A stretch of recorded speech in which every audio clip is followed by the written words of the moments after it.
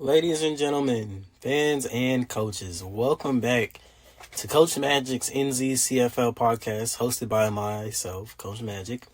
Guys, we have a script this time around. Well, not really a script, just really an outline of things I want to talk about today.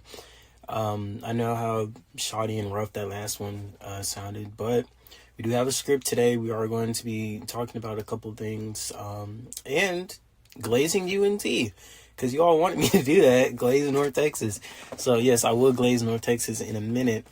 But so far, what's on the schedule coming up? We have both hype around August Anarchy and the South Bend Invitational, our two preseason tournaments coming up today. I believe the SPI is going to be put in today as well as August Anarchy. I know the thread's just closed as this time I'm recording this. But we also have hype looking forward to week number 1. So we're going to be covering a lot of things about that today. As we look into starting off, I wanted to start with our game day options. This game day will be called by XL. Shout out to XL, coach of Troy. The Trojans and I had plenty of battles throughout my time in the Sun Belt, so always nice to see him doing well, hopefully. And our game day options today, so far leading the pack, number 10 Florida and number 6 Michigan, with Michigan having the 4-point spread. Followed up by number 3 New Mexico and number 5 Alabama. Alabama just barely having a 0.5 spread.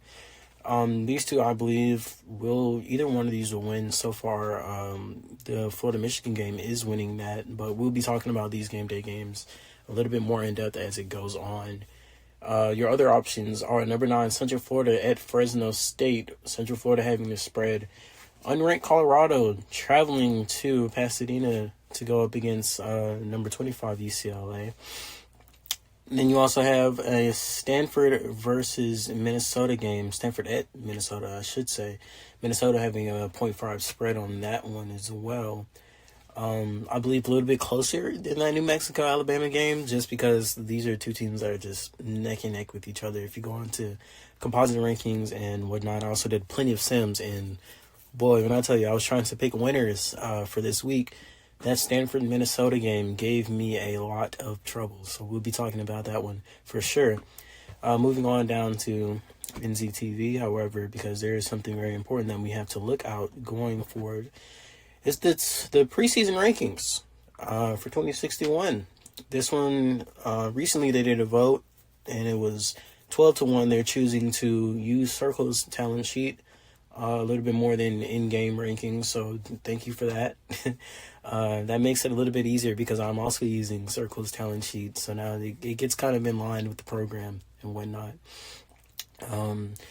So far, our top 25 to start off this new year. Number 1, USC.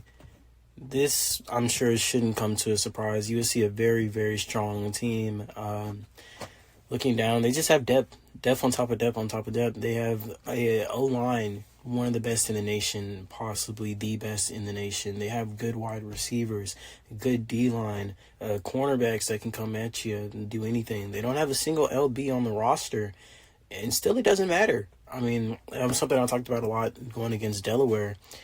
They don't need LBs to just be great, apparently, because tackling is so much of a good thing for an LB, and so many good people on this team can tackle. So they have people that are doing things to tackle and can cover for the LB spot. So it's not like they need necessarily anything more or less. Number 2, you have Michigan coming up. The Wolverines coming in second. Number 3, Virginia. Number 4, Ohio State. Number 5, Georgia. Number 6, UCF. Number 7, Rice. Number 8, Navy. Number 9, UCLA. Number 10, Alabama. Pretty solid and pretty stacked top 10. But also something to mention right here. Number 11, Notre Dame. They didn't crack the top 10 in the preseason rankings. Hopefully that's something they can try to get by throughout these first 3 weeks of 2 out-of-conference games, 1 conference game, and then, of course, the out-of-conference week 4. By week 5, hopefully they're looking to push into the top 10, maybe top 5, maybe in that number 1 spot. It's coveted. They've got some pretty strong talent ahead of them. However, I believe they can play above their ranking as far as their schedule goes. Number 12, you have Nebraska. Number 13, Michigan State. Number 14, Iowa State. number 15, Northwestern, number 16, Wisconsin, number 17, New Mexico, number 8, Delaware, number 18, Delaware, number 19, Florida State, number 20, Duke, number 21, Buffalo, 22, Virginia Tech, 23, Texas, 24, North Texas, and 25, West Virginia. Now, as we get on to North Texas, this is the thing. I have to glaze North Texas here. It's not because they just want me to, but it's also because looking deeper into their roster, North Texas has a setup pretty good. Green Bay's doing really good for himself. GB, shout out to him. Pretty decent coach. He's actually a coach that tries his best. Me and him got to talking, and he really wants to win this year. And I believe he really can win this year. Probably second only to Rice in his conference, and even then, that can be a toss-up. They can beat Rice if they just plan ahead correctly, and hopefully things fall in line. Maybe the Owls have to deal with an injury or whatnot, but they're easily maybe the second most competitive team in their conference, and big reason why. Great quarterback in Treon Bacon, and he has a really, really good wide receiver core. In fact, as far as the game goes, and I'm pretty sure Circle's talent sheet has them ranked pretty high too, second best wide receiver class in the nation, right behind Michigan. And the reason being because of Kenneth Perkins, an 82 overall wide receiver, Derek Darby, a 79 overall wide receiver, and Adam McGrath, a 72 overall wide receiver, all three seniors with something to prove. I mean, this top three, easily one of the best top threes in the nation. There's nothing more you can say about that because of such high overalls, and all of them are probably going to get drafted maybe within the first couple of rounds when they get out of here. So North Texas definitely has something to prove with these three and this quarterback tandem that they have along with them, because it's not like they have like a 50 overall just slinging in the ball. Treon Bacon is very decent as a quarterback. He's very good as a quarterback on the upper echelon when it comes to that 60 overall rating. And then they have the O-line to back that up as well. A couple that with a pretty decent defense too. North Texas should be doing some pretty good things this year. As I do move on, though, we're getting to the game section. I want to highlight a few games to watch. Obviously, our game day games will be games that you want to probably tune into every now and then. Putting that on as just like a precursor for the rest of the season, just a general rule of thumb. Most of the time, you do want to keep up with the game day games because, there's a reason why they get chosen. Usually, it's either two pretty strong teams going against each other, maybe some teams with, a good storyline. I remember my first game day coming in as the coach of GSU, 2054. Yeah. My first season there at this GSU school, we went 3-9 the entire season, and we were winless throughout the first weeks of the season. And I believe our game day was against Kansas State. Not because we were two good teams. In fact, we were two of the worst teams in the nation. Both teams were 0-6 coming into the game, I believe. Either 0-6 or 0-5. And we lost that game. We ended up 0-7 after that game as well. So it's not just the greatest teams in the nation. It's not just ranked teams in the nation. Maybe there's teams with an interesting storyline. Maybe it's a good team versus a team that can beat them and possibly is for the conference. Maybe it is two of the worst teams in the nation to see who will get their first win. Something that they do both here and in real life. We had ESPN coming to GSU to watch our 1-something team go against 1-something Southern Alabama. So the Jaguars did beat us that game, South Alabama. They whooped our tails, I want to say. Or maybe we kept it a little close. I don't remember. I was at that game, though. Very sorry year for GSU in real life. But as far as NZCFL goes, we bounced back. That 3-9 year, worst season I'd ever coached. And the fact that we had a game day just for being absolutely terrible, that's something I'll never forget. But we did bounce back. And so far, every year since then, I don't think we dropped under 8 wins at all. And maybe after my second year, I don't think we dropped under double digits. So that's something I hope to repeat this year. But generally, as a rule of thumb, you do want to look at some of these game day games. However, I do have some other non-game day picks as games that you probably do want to watch. Now, our first look here is the Palmetto Bowl. South Carolina going up against Clemson, the Gamecocks, the road team coming into this game. This is going to be a pretty interesting game because both teams barely just separated from each other, even on the talent rankings, even in game. They were just pretty close, pretty similar. I did many test sims, and it bounced between South Carolina, Clemson, South Carolina, Clemson, South Carolina, Clemson. Clemson does have the spread by just 0.5. However, as I'll talk about more in a minute, I do believe South Carolina can pull out this game. This is a game that you do want to watch, not because it's an early season rivalry game, which is always something good to look at. We have quite a few on the slate today for week 1.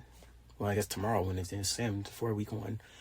But just because this is a game that will either be down the wire, maybe even, straddling the line of overtime, down the wire, just close, two teams going back and forth, or you will have a very strong defensive effort with the best team who wants it more, getting down to win. So that's something I could see for this game. The Gamecocks come in, they have something to prove. They travel to Clemson to face their rivals, and we'll see if they can get the win. Whereas the Tigers need a strong start. They're in the ACC, a conference that you really can't afford to lose to. So these out-of-conference games mean everything to both of these two teams because they're in two very strong conferences where every win counts. Two strong divisions where every win counts. So hopefully that would be a good game that you can see, and hopefully it does deliver as I expect it to. And another game, North Texas and Wisconsin. This because Wisconsin is on upset watch. That's a team that I thought was on upset watch going against North Texas. North Texas is capable of beating them. I've done over 100 simmed games between these two teams, and North Texas can beat them. It all depends on what Coach GB does. It all depends on what their lineup is looking like for North Texas. Just to see if they can come up and, catch Whiskey by surprise. Because it's not off the table whatsoever that North Texas does win that game. And they even have home field advantage, if I remember correctly. They are the home team. So, yeah, pretty decent for them to stretch out their wide receiver core, see what they can do today, see if their O-line can hold up against Wisconsin's D-line. Wisconsin, obviously a top team in the Big Ten. But as another Big Ten coach was saying, Michigan State's coach, Coach Koch, he was saying that Wisconsin probably is having a down year this year. So if that is the case, there is a possible chance that Green Bay's North Texas team comes in and the Mean Green start off 1-0, something so important that many colleges would love to do because it sets up an advantage for the other coming weeks. It sets the tone for what your team can do, and it gauges how good you'll be for the rest of the season. Because when it all matters later in the season, it gets pivotal. Each week goes on. You cannot take for granted these early week wins. So, week 1, they hope to get a good win against Wisconsin and maybe set themselves up for eventually when they have to face Rice, that big bad monster in Rice. On the other side of the spectrum, we have games that you do want to avoid. These are the games I'm probably not talking about much, maybe early season blowouts, maybe games that, don't have any caliber behind them, no star power, just, these games where if you miss them, you're not missing much. At first, we have Syracuse taking on San Jose State. The Spartans come in, and let's be honest, it's an away game. They're a terrible team. They don't have a single quarterback on the roster. They don't have a single cornerback on the roster. It's not looking good for them whatsoever. In fact, I think their kicker, Kari Foster, is going to be their starting quarterback this year. So, yeah, I don't expect them to do anything against Syracuse. You could chalk this up as 1-0 already. Syracuse probably doesn't even need to play this game against the Spartans, and just an unfortunate situation. Another team that really needs some guidance. For their year so far. Moving on with our next game to avoid this week, Rice and Utah. For Utah, they'll be traveling into Houston to face Rice, and they'll be traveling out with a loss by probably 1 million.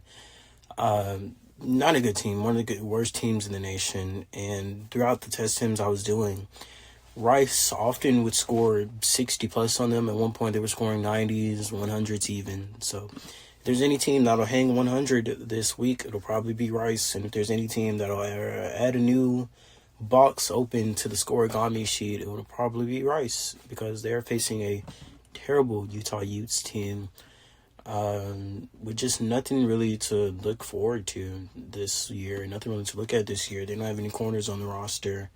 That's fine. They have plenty of safeties, plenty of LBs. They don't have one quarterback, and he's not a great one. He's a 30 overall. Bobby Lowe with just 23 vision. He's not seeing the field well. They don't have any offensive linemen whatsoever on the roster, and so they're probably going to have a lot of backup tight end, or the two tight ends that they have, probably going to have to share some time on the line. The very end of the wide receiver sheet, the very end, even some defensive guys probably going to share some time on the line. Whatever they do, it's not going to be enough. Rice is easily going to win this game, and you're not missing anything if you don't watch this game, except maybe a beatdown of probably one of the worst teams in the nation, having nobody to defend their quarterback, who's probably not that good anyway. So, maybe watch it if you want to see a lot of points get scored from one side. It's just not a good time to be a sports fan, a college football fan, an NZCFL college football fan in the state of Utah. And Rice is just going to show you why. There's not much to look forward to between Utah State, and even BYU, probably the best team in the state in this league. Even then, they're not having too much success. So there's just not much. I mean, unless they add Southern Utah, Weber State, and just Dixie. Well, not even Dixie State, Utah Tech now. Unless they just add more Utah teams, the three that we do have are bad, awful, and worse. Just not great for them. Speaking of which, the next team on here is Utah State. They're going against Texas A&M. Pretty much same as the last. I mean, Utah State is better than Utah. The Aggies are better than the Utes. They do have an offensive line. Just 4 linemen. Pretty decent on the top two. The other two, not too much to... They leave a lot to be desired. They don't even have the 5 to fill out the main area. Their secondary isn't great. Their linebackers, they have plenty of them, but, only a couple of the top are probably ones that you would think would have decent games. The wide receivers, probably the best core they have so far. The one quarterback they have is 24 overall. Just not much to really look at. He doesn't have a lot of the height factor, which probably doesn't play into as much as he wanted to. He's got the accuracy for sure. Vision is decent. Power leaves a lot to be desired. So it's just not much good coming from Utah State even. There are these teams that fill up some punters and kickers each year just because they don't have coaches, or, they don't have good coaches. So State of Utah, not really great whatsoever looking at this. And those are our games to watch, our games to avoid.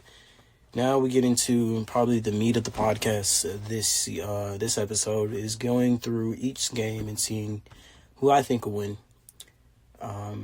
Just kind of giving a loose predictions based off a few sims I was doing, based off Circle's team comparison and talent sheet, based off the in-game simulations I did, just to give you guys a little figure, ballpark figures, something out of left field thrown into right, just to see what we'll give and who will probably win. So take these with a grain of salt, because, for the most part, every team was auto-lined up. Nobody came into the game with any injuries. I did some lineups that I saw, I try to get most of them that I saw in the actual lineup thread on the Reddit. So this is probably a teaser of what your lineup will look like going against the team for week 1. But other than that, it's not an official sim, so, don't take this too harshly. If you think you need to make some adjustments, I would say go ahead and do it. You can never be too prepared for anything. But moving on, first we have rivalry here. We start the week with a rivalry, we end the week with a rivalry.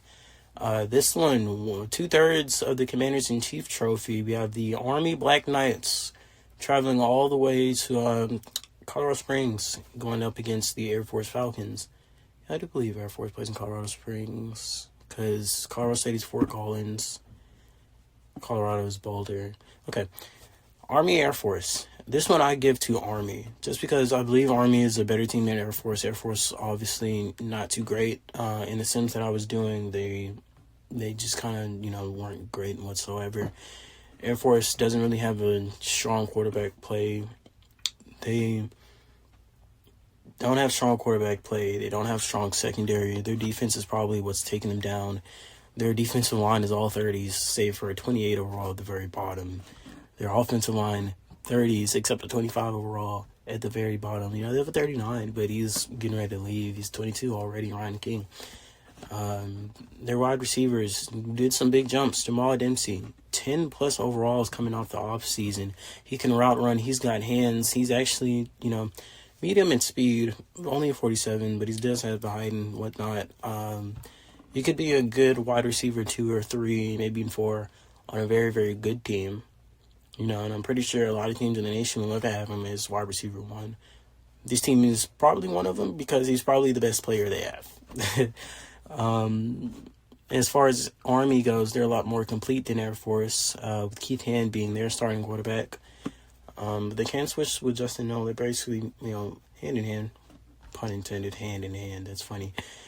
Going up against Air Force, they should probably have a pretty good passing game, as there's not much Air Force can do with the secondary or the linebackers to kind of slow down their wide receivers. All 3 of the top 3 being at the 50s, as well as a pretty decent O-line as well. They just have a really good star and then a little bit more composition than what Air Force can offer. And their D-line, my goodness, should their D-line eat? You should probably see a lot of sacks on Army's side, a lot of run stopping on Army's side, a lot of forced 3-and-outs on Army's side, just because of that defensive line alone. Jeff Fancher, 77 overall, who went up plus 18. And that guy was in the gym all offseason working, really working. And then you're backed up with 350s after that one. And pretty solid on the secondary unit. So I give this one to the Army Black Knights. They should go into Air Force's home territory and come out with the win. Next, we have one of our game of the weeks, New Mexico, moving into Tuscaloosa to face Alabama. This one was much more of a toss-up than a lot of the games on the slate this week. I did plenty of sims on these. I'm giving this one to Alabama, but here's the thing. Alabama only had 0.5 spread. This isn't a confident win for Alabama. This is a toss-up. I'll be saying that a lot because a lot of these games are pretty tight. This is a toss-up. Alabama, the Crimson Tide, are definitely on the upset watch as well because the New Mexico Lobos come in and they have something to prove. They were very hungry for the wins last year. They were very hungry to get into the playoffs last year. Even T1 didn't do it, because their schedule was always something that you can pull against them. It's a double-edged sword. I say they get a lot of wins because they're better than a lot of teams that they play. This week against Alabama, if they get a win, it's not because they're just outright better than Alabama. It's because they outplayed Alabama. And I feel like that's what it's going to come down to when it's all said and done between these two teams, is which one outplays the other, which one wins the ground game, which one, doesn't have as many incompletions or interceptions as the other, which one can keep the ball secure and keep the ball a lot, because these are two teams that are very neck and neck as two of the better teams. And usually I would say Alabama is a step up, which is, why I gave them the partial of the win for this week. A lot of the test sims I did, if they did win, they won by a score or less. For us, New Mexico, they kept it close the entire time. I would not be surprised whatsoever if they did pull out a win. And that's it. I am giving this one to Alabama just because, home territory, they have home field advantage, and they do have very decent wide receivers that can outplay New Mexico's corners, New Mexico's safeties at that. And I feel like that's probably what it's going to come down to for Alabama and how many yards they get through the air. Their rushing attack should be secondary to that. But, just whoever wins is the outplaying team. So I give that one to there. Next, Southern Methodist defends their home territory against UAB, University of Alabama, Birmingham. Coming into the Sun Belt now, the brand new Sun Belt team, they swapped with me, Georgia State. UAB looks for an out-of-conference win to set them up, to get them ready for their conference slate. I feel like if they can be strong against the teams that they don't play in conference, then probably they'll be one of the better Sunbelt teams just on their first basis of them having good wide receiver in Anthony Dangerfield, one of the better ones in the entire nation. He just doesn't have the core behind him. Having good linebackers, two very good linebackers in Corey Hackett and Dan Pop. Having a very good defensive line in Jack Fleming, and he's backed up by 240s. So, no, this is a defense that can carry this team as well, and that's probably who you're looking forward to because they don't have the QB to pass to Dangerfield that they probably would like. They don't have the secondary wide receivers that they would probably want to meet when Dangerfield gets locked in. This team kind of reminds me of Georgia State this past season, actually, where they had Ted Hurst as their major star wide receiver. He actually just got drafted to the Buccaneers, one of the highest, I believe the highest Georgia State Panther ever drafted in real life. And that's kind of what you have on this UAB roster in the NZCFL. A wide receiver that's really, really good, but doesn't have much of anything around him on the offensive side. It's probably going to cause them to struggle a lot. And probably if they weren't in the Sun Belt, they probably would be one of the worst teams in their conference. And even then, they probably still might be one of the worst teams in their conference. But they do have a lot to prove. And they do have, good opportunities. They can win because their defense is carrying them over their offense. And that's what I think is going to come down to, is they're going to get a lot of tackles. They can't get a lot of deflections. They can put pressure on the running backs and maybe even sack the quarterback every now and then if they can just overpower the defensive line. Which is something I figured out being in the Sun Belt for a long time. It's the composition, the depth, and the amount of players that you have doing their job at key positions is going to win you more games than just straight star power. And that's why I feel like UAB has to contend with when it comes to their schedule, when it comes to the teams that they play. Of course, after this, they have Pitt. After that, they have Princeton as their out-of-conference. And then their last out-of-conference game being against Virginia Tech in Week 8. It's a home game for them. And then you have the Sun Belt slate. App State, they're probably going to lose there. Troy, they're probably going to lose there. But everything else, they have chances. So for this UAB team, their first season in the Sun Belt now, they're looking just to open up the field, open up the win column, see what they can get away with. As far as them going against Southern Methodist, they probably will get away with Southern Methodist. It's another team that kind of like them. They're just, it depends. It depends for them. But I do give this one to UAB over SMU. I love saying that, SMU.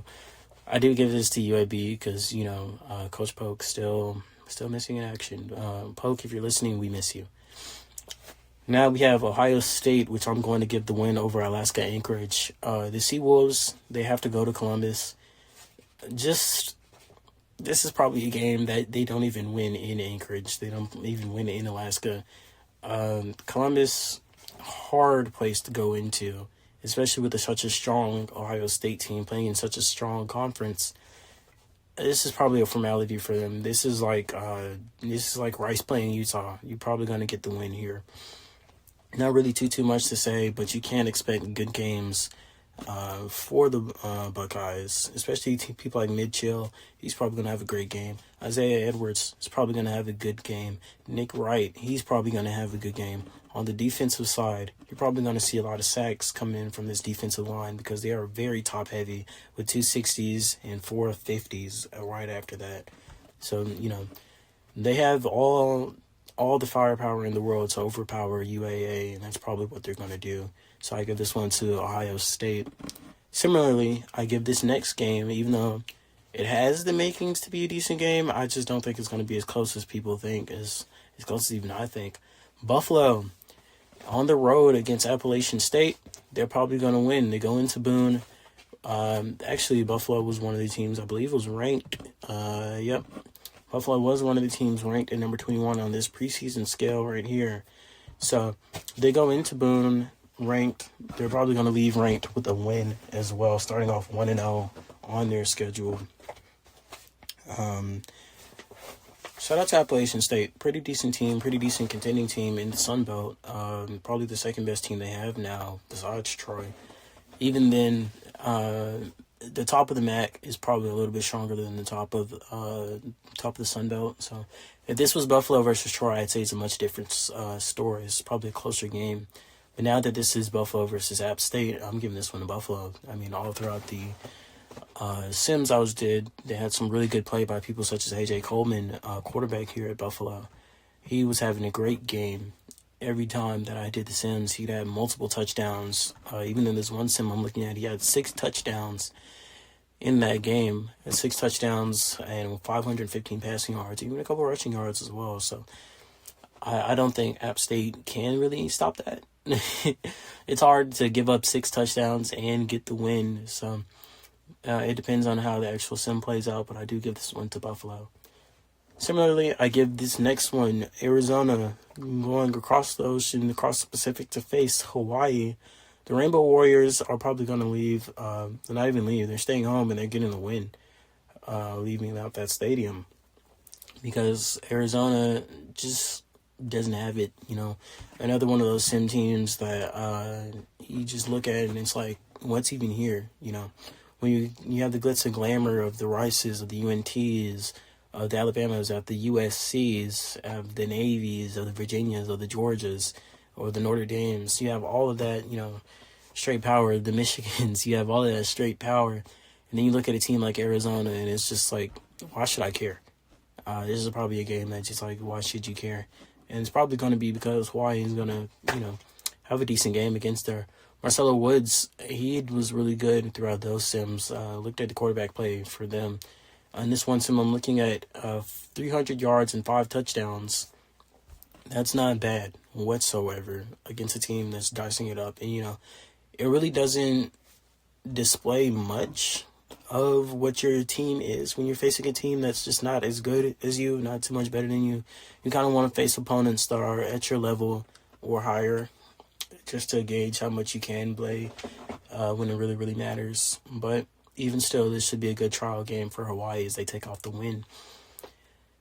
And speaking of Arizona State should also lose this next game. They're at home against Bowling Green. I believe the Falcons should come in and win, beating the Sun Devils. And just like the state of Utah, it's probably not the best to be a fan of the state of Arizona in the NZCFL as it looks forth. Because just no offense whatsoever here for Arizona State.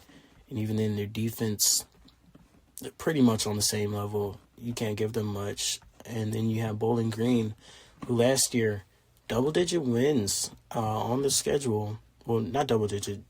That was Georgetown I was looking at. My bad. Bowling Green did very decent. 8-6 on the year. And they even have running back XL. So, hopefully he has a good game as well, just so game day caller can have a good game there. Rick Washington, their wide receiver, he went off for 7 catches with 72 yards and a touchdown. XL himself had a touchdown. Sam Vaughn had 2 touchdowns. Nick McNeil had a touchdown. The quarterback threw for 5 of them, and only 1 interception to boot in that test sim that I did. So, very, very easily a win here for Bowling Green, as they should come off with a double-digit win over Arizona State. Next, we have Virginia. They'll be going in against Arkansas over there in Fayetteville. I give this one to Virginia as well. I mean, you have one of the better teams in the nation, ranked number 3 on that preseason ranking we were looking at. Going against Arkansas, which, not too great of a team. Not too great of a team. They're in a very competitive, They're in a very competitive SEC, and at the bottom of the SEC East is looking like probably this year. And they have a very, very strong team in Virginia to face off with, the Cavaliers at the top of the ACC. They should be coming out with the win here just by the fact that this is a Tier 1 team going against possibly a Tier 3, Tier 4 team. Just to give it a sense, just to put a number on it. I don't think Arkansas, even with home field advantage, can get this win here. And it's it's more of like a money paying game, except they're the home team still. So, speaking of another Arkansas team that's probably not going to win whatsoever, Western Michigan, the team that was surprising everybody in the older test sims that we did, surprised me even. They'll be going against Arkansas State, the Red Wolves, which this should be an unsurprising win for Western Michigan. I don't think Arkansas State can really compete with Western Michigan as much. They have a quarterback in James Harper who has done very, very well for himself. He went up plus 11. And in that game that they played, he had 533 yards. However, only one touchdown he actually threw. Reason being because their rushing attack really opened up the field when it came against that Arkansas State team. And Ryan Richardson, their wide receiver, he caught 3 of them. So, a really good win for them so far as it went, and hopefully they can do that themselves in the actual sim. Western Michigan, you can expect to get a win here. This next game was one that was very hard for me to bounce between because I did sims on top of sims on top of sims. I looked at the Circle's talent composition sheet. These two teams are not pretty evenly matched, but in terms of being in-game, as far as the game sims go, they are pretty evenly matched. Just because they kept winning one after the other, one after another, one after another. This is North Carolina, the Tar Heels moving into Auburn to face the Auburn Tigers. This is probably another game that you can look at and be like, hey, this will be a shocker on here. This is another toss-up. Auburn has a 6-point spread, and I believe, however, that UNC will come out with the win. Just because I did sim after sim after sim, even though Auburn seems like to be the best team, it really boiled down to how well each team can be late in the game, the third and fourth quarter. A lot of the sims I did, they were either tied at halftime or only winning by 3, only winning by 7. It just opens up who can win the war of no turnovers. No turnovers, ball possession, who will get more running yards, who will really pound it through, because both these two teams, throughout the air, you can't really clear it much. UNC, not a great secondary. They really only have 1-2 players that you do need to watch out for when it comes to the secondary of the field on the defensive side. And as far as Auburn goes, pretty much in the same boat. Just not too much that you can do. UNC is kind of better on the defensive side a little bit. But this is a game that you can look forward to, like, hey, any one of these two teams could come out to win. I'm saying the Tar Heels do it. Moving on, I believe Baylor will beat Louisville. 9-point spread here for the Baylor Bears, and also they're just a better team overall. I mean, pound for pound, they're just a better team overall. Rob Holloway, you have as a wide receiver, backed up by a lot of 40s. A lot of 40s. Offensive line, Rodney Warren, backed up by a lot of 40s. 340s himself. So, really a defensive effort here can win this for Baylor because they just shut down everything that Louisville can do, because Louisville's offense just can't get going as far as the 3 sims I did for this game did, as well as a little more on the side just because I wasn't really sure if Baylor could win. It didn't leave any doubt in my mind that Baylor was going to win. In fact, out of 10 sims I did total, Baylor won 9 of them. They only lost once, and that was a 3-point loss, 31-28. That was a 3-point loss. So I think the Baylor Bears will defend their home very well in Waco. And Louisville is probably just going to have to try again next week because they don't have much to do about it. Another team that has to try again next week, Boise State, is, I believe, Georgetown will go back on another big winning season. And they'll do it by starting off beating the Broncos. Here, Georgetown is just easily the better team between these two. I mean, even in-game, they just have a massive overall difference. They have a 24-point spread.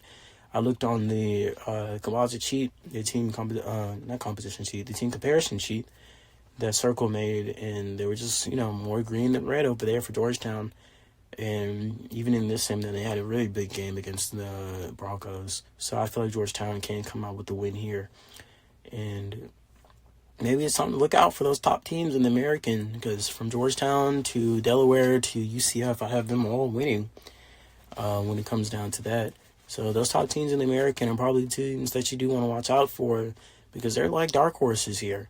They have some ranked teams here in this sheet Delaware being 18, UCF being 6. And even though Georgetown isn't ranked, you can expect them to be up there at the top when they have to face teams like Boise State. I mean, this could be a big winning season for them as well. Moving on, Boston College, I believe, will beat Cal. They go into Berkeley to face the Golden Bears, and the Eagles should come back to Chestnut Hill with the win. Their wide receiver core had a pretty decent game. With Owen Sadler, he caught 4 catches for 52 yards. Jude Foden, he caught 3 catches for 40. And even all the way down, Chris Sampson, he even had more yards. He had 14 touches in total for 2 touchdowns and 128 yards. Yes, he even got running touches. So this was a team that has options. They can beat Cal via the air, via the ground, via whatever. And even then, their defense did really good as well. Shelby Julian, he had some very good pancake blocks himself. Just not bad whatsoever. Not bad whatsoever for this core of Boston College. I don't expect them to do much of anything beyond beating teams like Cal, beyond, just being in the middle of their conference, bottom half of their conference, just because they're lacking a lot, especially on their lines, the offensive line in general. They have one really, really, really good offensive lineman, and then he's followed up by like 30s. So I don't expect them to do too much of anything, but they can at least pull out a win against Cal, who not necessarily has much that they can fight back with. I mean, their wide receiver core was decent. Corey Rowland caught a touchdown. He had 5 catches for 71. Their defensive side, they did pretty decently on this other side. Yeah, and tackle after tackle by Shaquille Smith. And tackle after tackle even by some of their safeties. James Mosley, the lower safety that they have on their roster, he caught 11 tackles. Pat Mobley and Rudin Swan, both linebackers at the top of their floor, caught 12 tackles each, 24 combined. So it's not like they were just giving up points whatsoever. They did try their hardest to not lose this game, but it just didn't matter. Boston College is probably going to outweigh California at the end of the day. So I give them the win. As we move on to this next game, this one was a shocker for me. BYU defending their home of Provo, Utah against Grambling State. The Tigers come in, and they look like just money across the board in these sims I did. And the 3 main sims I did, they won all 3 of them, despite being 20 points behind them in overall in-game, as well as being a little bit lower than them on the actual sheet, and having a less spread. They actually have a 9-point spread for BYU to win this game. But even then, Grambling was holding back. They weren't holding back whatsoever. They were getting their win time and time again. Even in the extra sims I did, they were pretty decent. They were holding their own, and they did lose. They tended to lose big. I wouldn't say that they held it on the entire time, but they did tend to hold close. So I believe Grambling, I wouldn't be surprised if they got a win, leaving the state of Utah 0-3. However, I do believe BYU possibly is going to get the win as well. So I'm giving this one to BYU. But Grambling, be on the lookout for them. BYU can be on upset watch. This is like a lower tier Alabama, New Mexico, where both teams not bad whatsoever. You can't expect one team to just run away with it. So be on the lookout for that. But BYU is probably going to win this one. One that I can say is a little more definite. Number 6, Central Florida moves into Fresno to face the Bulldogs. Fresno State, home game to start off the year. Pretty decent. That's probably what you want, just to get a lot of recruits in on the visiting side. But you want to do it against a team that you know you can beat. I don't think that Fresno State can beat outright that Central Florida team. And it's just for the fact that even if their defense is good, Central Florida has more options that you can have. And their defense is great. So I give this one to the Central Florida Golden Knights. Golden Knights. But Fresno State, if you do upset them, maybe it could happen. You far-fetched, throw a Pokeball at it. But I did this one to Central Florida. I would say probably once in a blue moon, Fresno State wins this game. I don't think that Blue Moon is going to be in the actual Week 1 sim tomorrow. Next, another game that surprisingly was kind of close. The Central Michigan Chippewas going against University of Connecticut. The Huskies are the home team, and they have a 7-point spread. They're pretty good on paper. I give this one to UConn as well. They held back in a couple of the sims I did. I did about 10 sims for them as well, and they won about 7 of them. Central Michigan did win a couple of games. They did hold it kind of close. Even in this sim that I'm looking at right here, this main one, Central Michigan held it very close, actually. It was only a 3-point win, 31-28 for UConn. But UConn at the end of the day was still winning. I give this to UConn. I can say if it's 50-50, it's probably leaning more to UConn's side. They're probably going to get the win here. Another game that was kind of like that, the Ohio Bobcats at the Cincinnati Bearcats.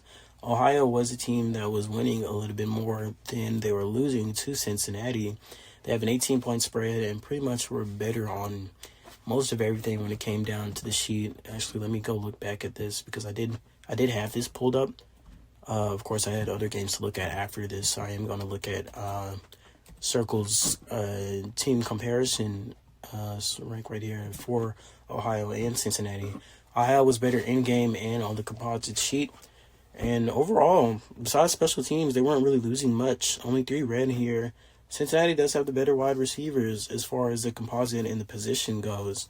But I'm not sure that just means much of anything when it comes to a team that looks better, that played better when it came down to Sims. I give this one to the Ohio Bobcats. They're probably going to get a win there.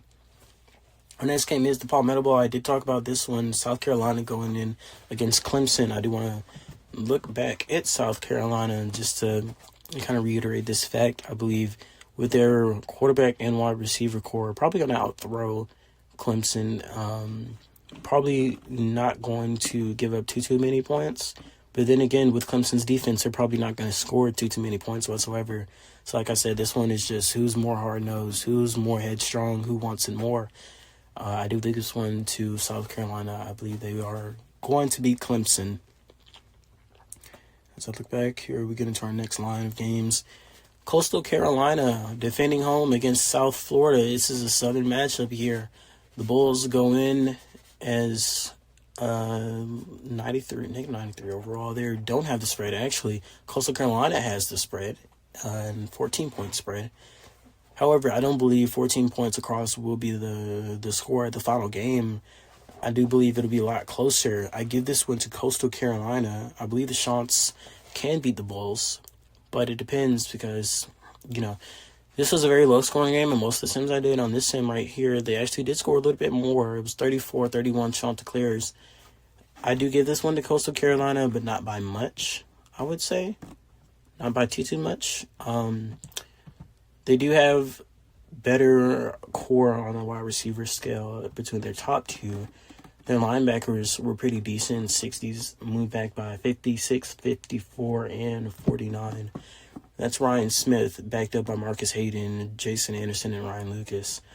As far as the secondary goes, I don't think Coastal Carolina has the better secondaries of the nation. But when you have everything else being a little bit better than South Florida and their secondary is pretty much on the same level, you can kind of expect to win there. So I do believe it'll be tightly contested. I do believe Coastal Carolina will come out with the win whatsoever. Next, we have our next game day option as UCLA, ranked number 9, takes on unranked Colorado as the Buffalo at the Bruins. The Colorado Buffaloes probably are not going to win this game. I believe this will be a UCLA game. And it'll be more run-of-the-mill than a lot of games that we see here. Probably not too tightly contested, but definitely not a blowout, as both of these teams are very decent. Looking like they can be pretty okay as it comes down to it. I mean, this is an early season matchup that more or less you don't lose anything not watching, but you gain a lot watching because this really determines between these two teams how they'll finish in their conference. You got Pac-12 and Big 12. Two conferences that are not the best at the power level, but definitely better than the G5s. So this is kind of like making up the meat, the backbone of the NZCFL. And this is like who's going to play in those bowl games, those tier 3, tier 2s, bowl games. Between these two teams, UCLA probably has a better chance of doing it. And coming out 1-0 after week 1 is probably the way you get it done. I believe UCLA is going to get this one. But don't expect it to be a crazy, crazy game. This is probably, one of the more lax games on the schedule for both of these two teams. Just because we have two teams warming up for the season, getting ready for much stronger conference opponents, and, just trying their best. I believe this benefits Colorado a little bit more, but probably I'd say if they win. So they have to say if they win. On the other side of the spectrum, definitely a loss here for Colorado State. I believe the Iowa State Cyclones are better than the Colorado State Rams, and it shows. When I did most sims, it showed on the composite sheet. There's probably not much to doubt for Iowa State when it comes to Colorado State, and this is just to see how good their team can be past the year. You have Colin Johnson, their starting quarterback, is a 67 overall, and he went off for 5 touchdowns and a 156.8 QB rating, 85% completion percentage, and 485 yards in this sim I was doing without a single interception whatsoever. So if they can dice up the defense just like that, I'm sure they have no problem getting the win. Just the quarterback play alone just tells the whole story of it. It was a 63-16 win in this sim. And another sim, I believe they dropped 56 over them. It was 56-0. So Colorado State, for you, is just gauging how good your defense can be against a much better offense. It's gauging how good your offense can be against any competition whatsoever. For Iowa State, win this game and focus on next. Focus on the coming games in the future. Focus on your big conference games where you have to play them, because this is a team that can be at the top of their conference. It just depends on if they get it done when it matters most, and if they do what they're supposed to do, which is beat Colorado State now and win their next coming games in the future as well. Moving on, the Delaware Fighting Blue Hens are probably going to beat the San Diego State Aztecs. I mean, San Diego State is another one of those teams where you're lower level, you're in a very strong conference. You're probably not going to see much of anything going in, at least for your division. It's very strong. Danny Funk had 2 touchdowns in that game, 246 yards, but he had 3 interceptions, and that's probably going to be the key for Delaware. It's just forcing turnovers, something that you can expect them to do probably all year long. Force turnovers and take advantage, which is what they definitely did in this game. Is they just have a better team on paper. They're ranked, actually, in this preseason poll, number 18. They're looking like, hey, this can go clicking and firing on all cylinders. Probably in competition for the trophy on their division. They could probably look to be division champions if they all play a suit. They do have to beat Georgetown to get it done, but it's probably not much you can worry about in the American. As far as, moving on down to the roster, very solid across the board. And they're a solid team going against teams who aren't solid. So, should give you a win here to start week number 1. Moving on, I believe Duke will also get week number 1's win over North Carolina State. North Carolina State is probably going to score a lot versus Duke. Duke is probably going to score a lot more. And that's kind of what it is. It's just, who scores more? Not that it's anything like revolutionary. I didn't say anything crazy right there. Every game is who scores more. But I believe on the tape of this, it's who scores early, who scores often. Oftentimes that was Duke, scoring early and often. And they had some pretty good games playing on for both of their quarterbacks. Zach Hughes had 2 touchdowns, 2 hits in this game, but he had 461 yards. Passing down to players like Jeremy Bell and Philip Gentry, both of which had multiple catches, both of which had pretty decent games here. So, Duke, you can say, has a very good chance of winning this. If I had to put it on a scale from 0% to 100%, you could probably say about 75-80% of the time, Duke probably wins this game with how these two rosters are looking up. This one that they took here was 44-31. You can expect it to be a little bit closer or wildly drastic, is because Duke, for the most part, was beating them by a pretty large margin. So this was kind of like one of the better looking outings for North Carolina State in these sims I did. Duke probably still comes out with the win here. I give this one to the Blue Devils. Up next, we have another game of the week. The Florida Gators at the Michigan Wolverines. Here on this ranking that we had presented to us by Coke, by the way. I'm not sure if I said that before. Michigan State's head coach, Jay Coke, good friend of mine. He's very, very well from himself, so I like that. He's also ranked as well at number 13. On this ranking sheet, however, we have Michigan number 2, Florida unranked whatsoever from Circle's talent composite sheet. I do think, as far as this being game of the week, Florida probably ends the season ranked. You know, they might not start it ranked. They probably end it ranked. However, a loss to Michigan is probably going to go down as a quality loss. I do give this one to Michigan just because they're a little bit better than Florida, and they were winning by a touchdown or two on each side. When you're faced off with some of the best in the Big Ten, you have to be the best. When you're faced off with some of the best in the ACC, you have to be the best. So for both this SEC opponent and this Big Ten opponent, these are going to be some really good games this season. And for this one being a game day game, hopefully they do give it a little bit of coverage, because this definitely is a game to watch, just because it's two of the better teams in the nation going against each other, opening up the season and saying, hey, we want to win. You know, we want our conference, we want our division, we want a chance at the playoffs. Let's see how well we can do against top talent, as far as Michigan is saying. As far as Florida is saying, let's see if we can beat top talent. Let's prove that we can hang with the big guys. And, you know, maybe they get the chance to hang with the big guys. Maybe you do see an upset here. Upset I put in quotes, because both of these two teams are pretty good. They're probably on the same level of good, with Michigan just being a leg ahead. And maybe that leg is well, all it takes, you know, just being one step ahead to get them to win. I'll give this one to the Michigan Wolverines. But, you know, as far as the rest of Florida goes, you have the Florida Atlantic Owls moving on to Tallahassee to face the Florida State Seminoles. And this is a lot. And when I say a lot, I mean a lot more clear that Florida State will win this one. I mean, there's not really much you can say. Florida State, one of the better teams in the nation. They have ranked at number 19 to start in the composite. And they're facing very strong ACC opponents every time that they go out and play in the conference games. They do have really good quarterbacks like Jason Herbig, who had a very big game as well. Kendrick Ramirez even played, and he had 2 touchdowns and an interception here. 76.9 completion percentage with 308 yards to boot.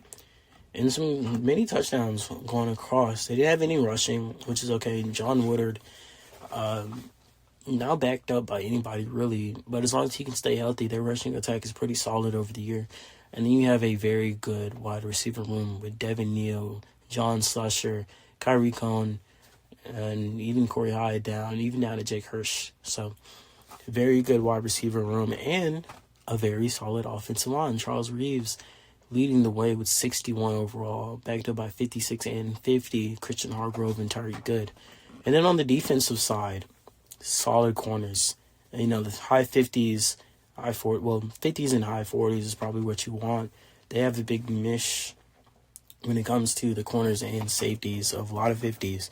And that's probably what you want for a very solid start to your secondary, because not a lot of teams, especially on the lower levels, a lot of teams really compete with that. As far as the linebackers go, Travis Parham, 60 overall, he had 9 tackles.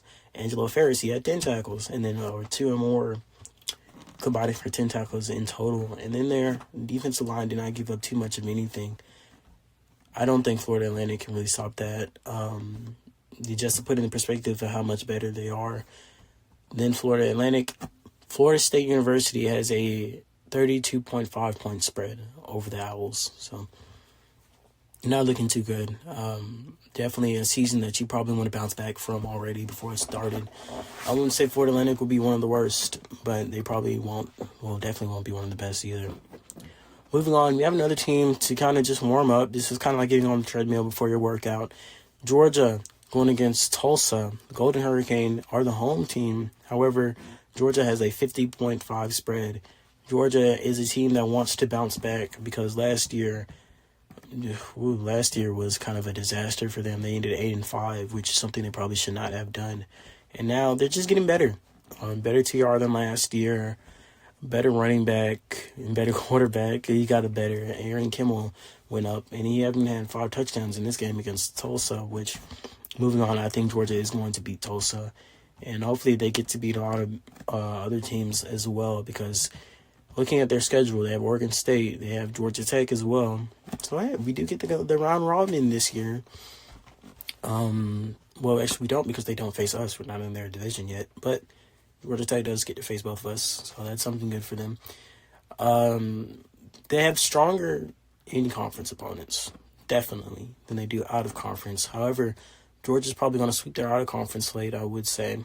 And even then, it starts with getting wins over teams like Tulsa, which you should do, and you should do by a large margin. This is also another game that you kind of really don't lose much on. However, this next game you do lose a lot on not playing it. Not watching it, I should say.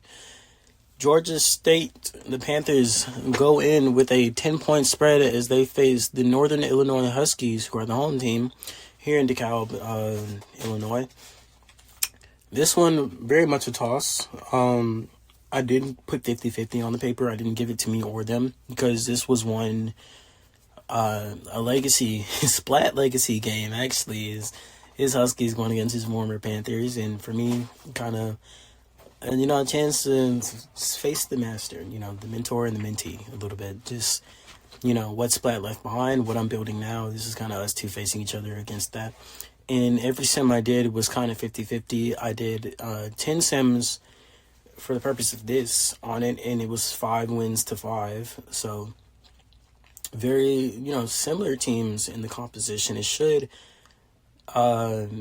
be a good game. A lot of the games were really close. In this game I was looking at was a 27-23 win for Georgia State, in which quarterback Brandon Leonard, who was our starting quarterback, he had a touchdown. He had 66.7% completion, so 2 for 3 and 68 yards. But Andre Blair also did get snaps, and he had touchdowns as well. He actually gave up 2 hits, though.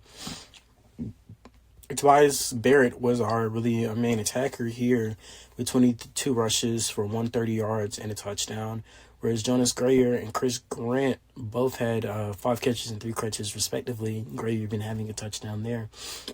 Tight end Malik Dorsey having a touchdown. So this is a game that basically force both teams to kind of open up and use a lot of their assets compared to what they have.